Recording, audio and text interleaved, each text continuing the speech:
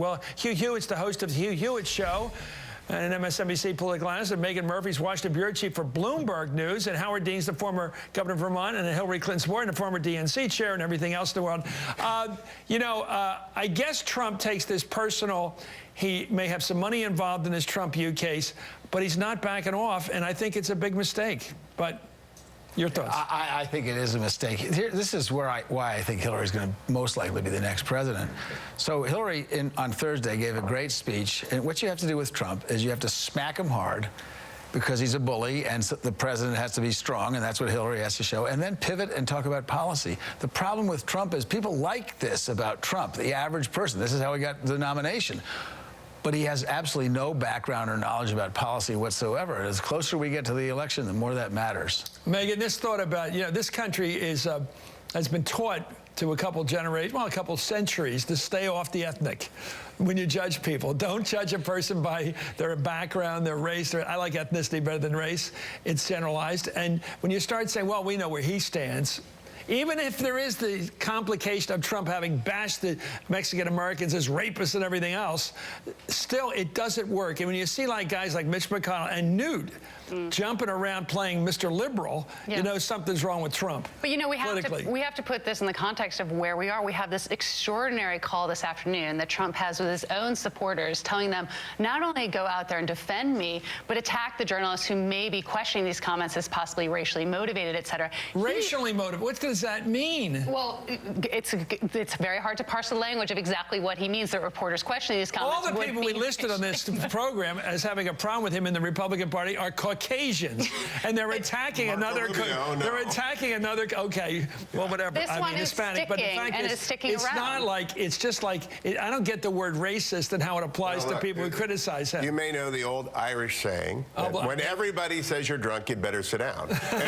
and that is so applicable here. And the only question, there are two questions: will there be a mutiny? And the second one is, if there is a mutiny, does it spread, or does we have Captain Bligh put overboard? There were three people on this call. There were three people on this call. Attorney General Pam Biondi of Florida, she has a future. Yes. Jan Brewer, former governor of Arizona, she wants to do future think. And Scott Brown, former senator. So you got senator, governor, attorney general. And they did what on the phone with Trump? They were on the phone with Trump when Trump said, no, attack the judge. And I don't think Donald Trump understands that. But they also said you have to have a message. Jan Brewer did call him out and say, look, we're being told different things by different people. You're kind of symbol of the dysfunction that's going on there right now. Let me like the governor. Suppose this campaign on the Democratic side comes to some sort of resolution the next couple of weeks.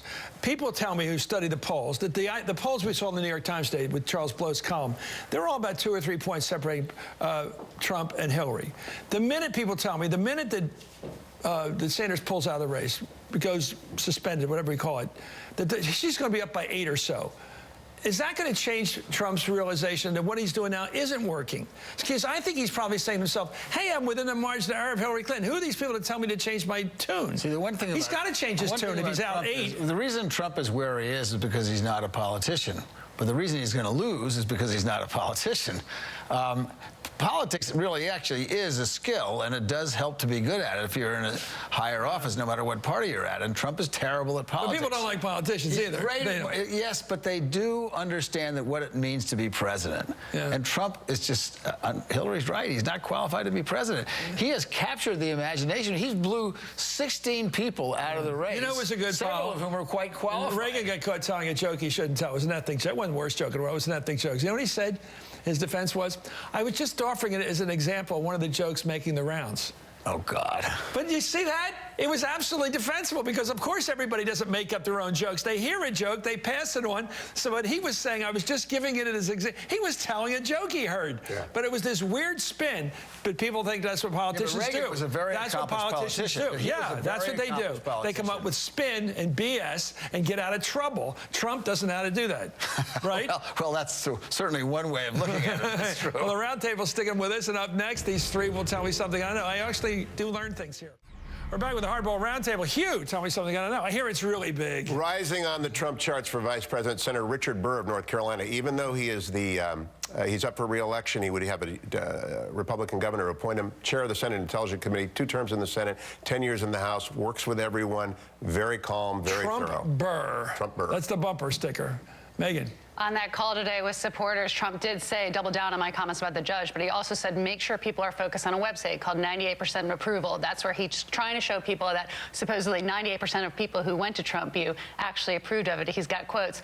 So far, it's not getting much traction. Is he running for the president of Trump View or the president of the United States? Trump profits. This won't be a big surprise. There are talks by grown-ups in the Sanders campaign and grown-ups in the Clinton campaign on how to land the airplane and get this thing done. When? That's the big question. ETA? The big question. Can't give us an ETA? Can't give you an ETA. How about those tax returns? Anyway, thank you, Hugh Hewitt, Megan Murphy, and Howard Dean.